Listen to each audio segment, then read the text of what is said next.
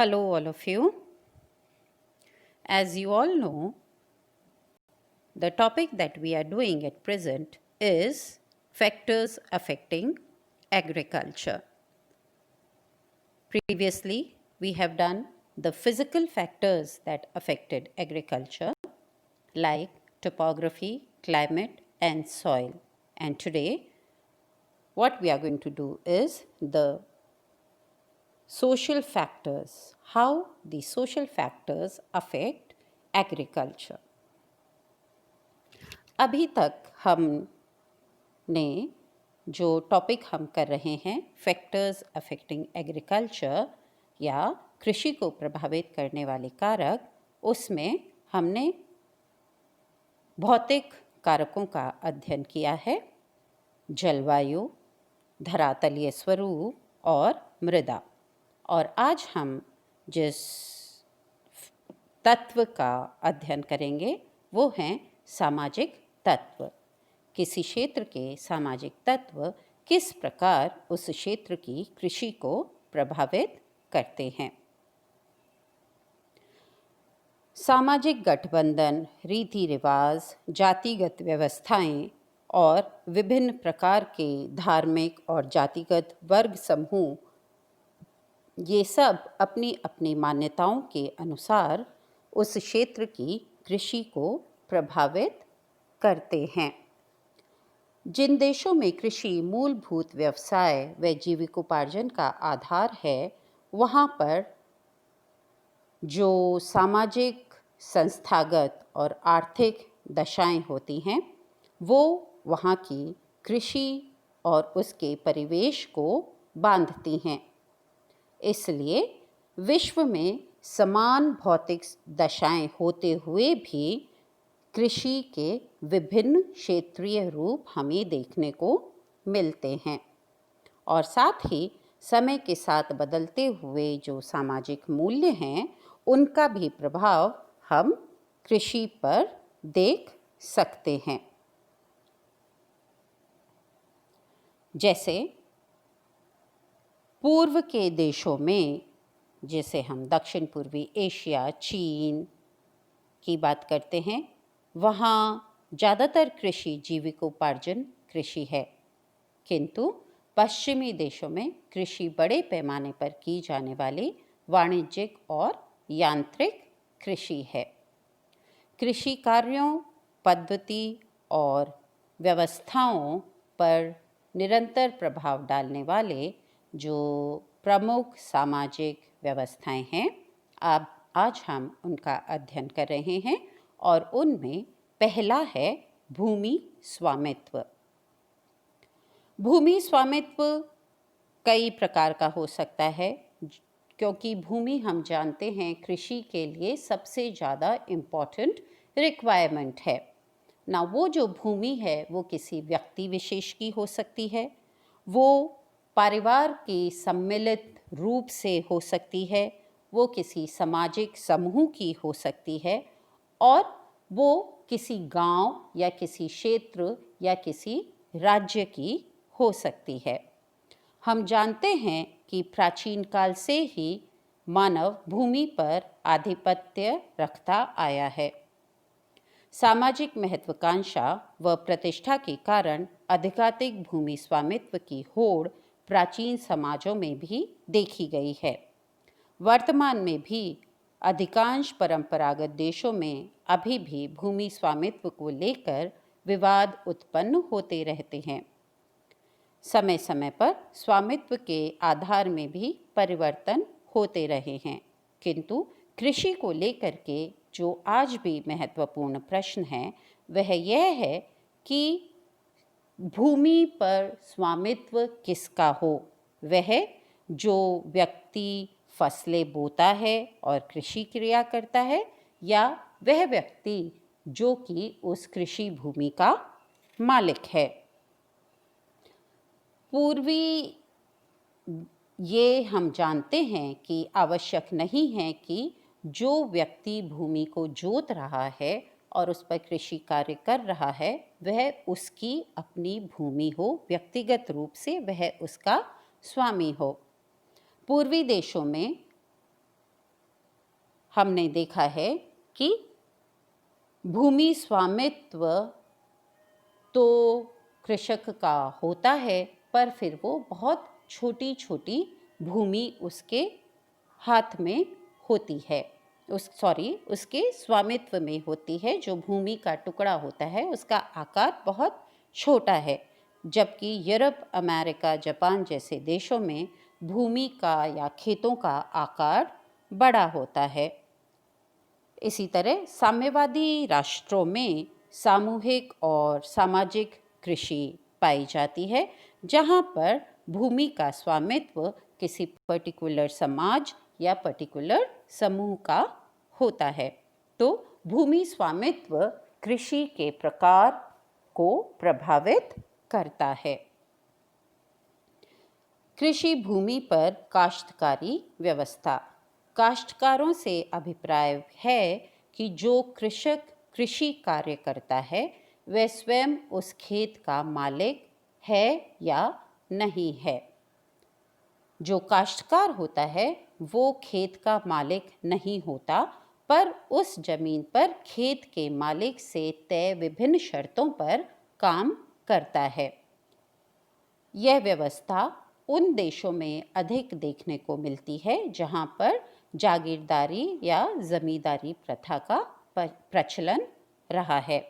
भारत में राजा, रजवाड़े, ठाकुर जैसे प्रथाएं रही हैं और ये लोग अपनी भूमि को जोत के लिए किराए पर राज्य के कृषकों को देते थे। पश्चिमी देशों में बड़ी बड़ी एस्टेट्स हमें शुरू से ही मिलती थी, जिनमें विदेशों से लाए गए मजदूरों द्वारा काम करवाया जाता था। 19वीं शताब्दी के अंत में जब मशीनीकरण प्रारंभ हुआ तो उसके कारण ये जो स्लेव्स की प्रथा थी, जिसमें यूरोप और अमेरिका में एशिया, अफ्रीका से स्लेव्स लाकर के कृषि कार्य करवाया जाता था, यह प्रथा धीरे धीरे खत्म होने लगी और बदलने लगी। पर भारत और साउथ ईस्ट एशिया के पूर्वी देशों में अभी भी काश्तकार हमें मिलते हैं। ये किसी न किसी रूप में खेत के मालिकों से कुछ शर्तों पर खेतों का काम करते हैं। ये शर्तें फसल का बंटवारा हो सकता है, उत्पादन का एक हिस्सा हो सकता है, या फिर उत्पादन के अगेंस्ट में नगद राशि हो सकती है। कुछ काश्तकार उस जमीन को 2, 5, 10 वर्षों के लिए इकरारनामे पर ले लेते हैं। अगर इस तरीके का कॉन्ट्रैक्ट लंबे समय का होता है तो फिर वो जो काश्तकार भूमि को जोत रहा होता है वो एक निश्चित व्यय द्वारा स्वयं भी भूमि का विकास कर सकता है। पर काश्तकारी की जो व्यवस्था होती है वो एक अनिश्चित व्यवस्था होती है, क्योंकि कृषि भूमि के मालिक और काश्तकार में कभी भी किसी बात को लेकर के कोई प्रॉब्लम आ सकती है। तो फिर उस केस में कृषि भूमि का भी और कृषि का भी विकास अवरुद्ध हो जाता है। कृषि भूमि या जोत का आकार। विभिन्न क्षेत्रों में जोत क्षेत्र के आकारों में भिन्नता पाई जाती है। ये आकार सामाजिक ढांचे की देन है और इन पर रीति रिवाजों, मानवीय समूहों, जातिगत जो व्यवस्थाएं हैं उनका प्रभाव पाया जाता है। जैसे भारत, चीन में जोत क्षेत्र छोटे छोटे पाए जाते हैं, क्योंकि उत्तराधिकार कानून के अनुसार एक परिवार के लड़कों की संख्या के आधार पर उस भूमि का बंटवारा एक आम सामाजिक प्रचलन है। आकार ही नहीं, जोत भूमि के रूप भी अलग अलग देखने को मिलते हैं। जैसे कुछ क्षेत्र एक ही किसान के होते हुए भी बिखरी हुई अवस्था में होते हैं और कुछ जो क्षेत्र जुड़े हुए होते हैं वो पारिवारिक कारणों से, जैसे उत्तराधिकार कानून के कारण, और भी छोटे छोटे टुकड़ों में डिवाइड हो जाते हैं। हमारे भारत में इसी कारण जो औसत जोत क्षेत्र का आकार है वो बहुत छोटा है और फिर जनसंख्या की वृद्धि के साथ साथ और भी छोटा होता जा रहा है। छोटे आकार के खेतों में व्यावसायिक कृषि डिफ़िकल्ट होती है। वहाँ वैज्ञानिक तकनीकों और मशीनी यंत्रों का उपयोग डिफ़िकल्ट भी होता है और कॉस्टली भी होता है। पश्चिमी देशों में जोत के आकार बड़े मिलते हैं और इन बड़े आकार के खेतों में वैज्ञानिक कृषि और मशीनीकृत कृषि आसान होती है। सिंचाई के साधनों का विकास भी ईज़ी होता है। इसलिए पश्चिमी देशों में हम देखते हैं कि व्यापारिक कृषि अधिक होती है। तो कृषि भूमि और जोत के आकार पर उस क्षेत्र के सामाजिक ढांचे, उस क्षेत्र के रीति रिवाज, उस क्षेत्र की जातिगत और पारिवारिक व्यवस्था का असर पड़ता है और जोत का आकार जितना छोटा होगा, कृषि का विकास उतना ही कम होगा, ऐसा हमने देखा है। सामूहिक कृषि।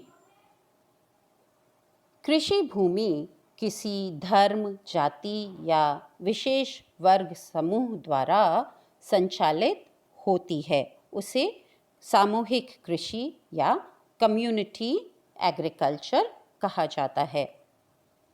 इस अवस्था में कृषि भूमि एक समूह द्वारा सम्मिलित या संगठित रूप से जोती जाती है।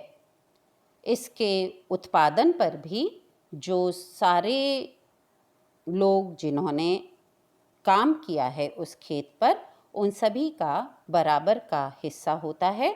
इन समूहों में व्यक्तिगत नाम की कोई चीज़ नहीं होती। उत्पादन भी इक्वली डिवाइड होता है और लाभ हानि भी जो होती है वो सभी जो कम्युनिटी मेंबर्स होते हैं उन सब में इक्वली डिवाइड होती है। यह व्यवस्था हमने रूस और चीन की कम्युनिस्ट एग्रीकल्चर पैटर्न में देखी है, जहां सरकारी नियंत्रण के कारण समाज व देश के लाभ के अनुसार एग्रीकल्चर का पैटर्न और एग्रीकल्चर के क्रॉप्स का डिसीजन लिया जाता है। सामाजिक व धार्मिक जो मान्यताएं हैं वो कृषि के प्रकार को प्रभावित करती हैं। सामाजिक मान्यताओं में ये पता चलता है कि जैसा कि अभी हमने देखा कि अगर भूमि छोटी है या भूमि परिवार की है या फिर भूमि सरकारी नियंत्रण में है, ये डिसाइड करते हैं कि एग्रीकल्चर या कृषि पद्धति जो वहाँ पे होगी वो जीविकोपार्जन कृषि होगी या फिर वो व्यापारिक या कमर्शियल एग्रीकल्चर वो कृषक कर पाएगा। अगर जीविकोपार्जन कृषि है तो शस्य स्वरूप ज़्यादातर खाद्यान्न, सब्जियां, फल आदि होंगे जो कि किसान को अपनी ज़रूरत के लिए चाहिए। और अगर कमर्शियल एग्रीकल्चर है तो ज़्यादातर कैश क्रॉप्स का प्रोडक्शन होगा जो बाज़ार और निर्यात के लिए होंगे।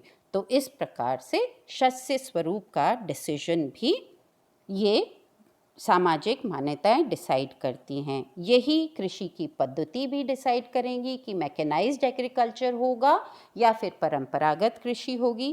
कृषि का प्रकार किस टाइप का होगा, सिंचित कृषि होगी कि शुष्क कृषि होगी कि वर्षा आधारित कृषि होगी।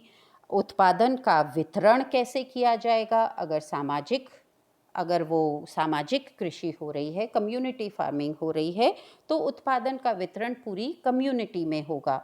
और अगर वो पारिवारिक और जीविकोपार्जन कृषि है तो कृषक पहले अपने लिए वो रखेगा और फिर बाकी का जो एक्स्ट्रा प्रोडक्ट होगा वो या तो उसको अपने परिवार में बांट देगा या फिर उसका मार्केट वैल्यू के अनुसार वो उसका विनिमय कर देगा।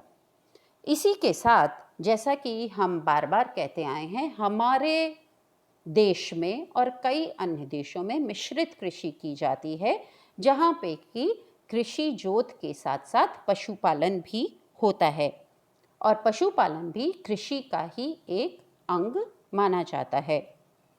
सामाजिक और धार्मिक मान्यताओं का प्रभाव सिर्फ शस्य स्वरूप कृषि पद्धति पर ही नहीं पड़ता, पशुपालन पर भी पड़ता है। जैसे एशिया और अफ्रीका में सूअर पालन बहुत कम देखा जाता है, जबकि अमेरिका, न्यूजीलैंड, ऑस्ट्रेलिया में जो सूअर पालन है ये मांस उद्योग का मुख्य आधार है। इसी तरह गाय के धार्मिक महत्व के कारण और जो गाय को हमारे यहाँ सामाजिक सम्मान मिलता है, इसके कारण दक्षिण एशिया, पूर्वी अफ्रीका के देशों में गाय पालन हमें देखने को मिलता है और इसीलिए इन क्षेत्रों में डेयरी फार्मिंग या दुग्ध उद्योग का ज़्यादा विकास हुआ है मांस उद्योग की अपेक्षा। तो इस तरीके से हम ये कह सकते हैं कि जिन देशों में कृषि मूलभूत व्यवसाय और जीविकोपार्जन का आधार है, वहाँ पर कृषि को सामाजिक गठबंधन, रीति रिवाज, जातिगत व्यवस्थाएं प्रभावित करती हैं और वहाँ की कृषि सामाजिक, संस्थागत और आर्थिक परिवेश से बंधी हुई होती है। समय के साथ साथ सामाजिक मूल्य बदल रहे हैं और इन बदलते सामाजिक मूल्यों का भी कृषि पर प्रभाव पड़ता है और इन्हीं सामाजिक डिफरेंसेस के कारण सिमिलर भौतिक परिवेश होने के बाद भी कृषि के प्रकारों और प्रारूपों में परिवर्तन और भिन्नता क्षेत्रीय रूप से पाई जाती है। धन्यवाद।